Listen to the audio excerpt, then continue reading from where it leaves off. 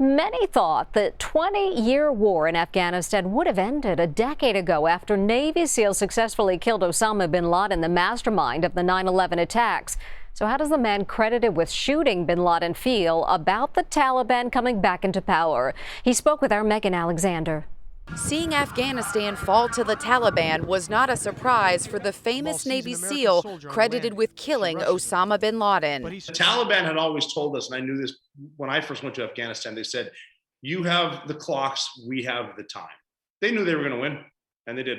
The Afghans were always going to bow down and run and hide. These people don't want to fight. They'll never fight. Top U.S. officials looked shell-shocked as they defended President Biden. Friends and foes alike are calling this withdrawal a fiasco. It's simply not in the national interest. You keep changing the subject to whether or not we should be there forever, and I'm not talking about that. I'm talking about whether or not this exit was done properly. The fall of Afghanistan is front-page news today, but Rob O'Neill says America's role should have ended years ago. This is not Biden's fault. This is not President Trump's fault. This is not President Obama's fault. President Bush. It doesn't matter how we got here. We're just here. We should have left a long time ago. What would you do, and what do you think the U.S. should do? We should go in, hit them hard, break stuff, point them in the face, say, don't do it again, and leave. It's not complex. When the bad guy shows up, you kill him. And then when they've had enough, you stop. And when they come back, you kill them again, and then you stop. We make it a lot more complex than we need to. Are you surprised they gave up without a fight?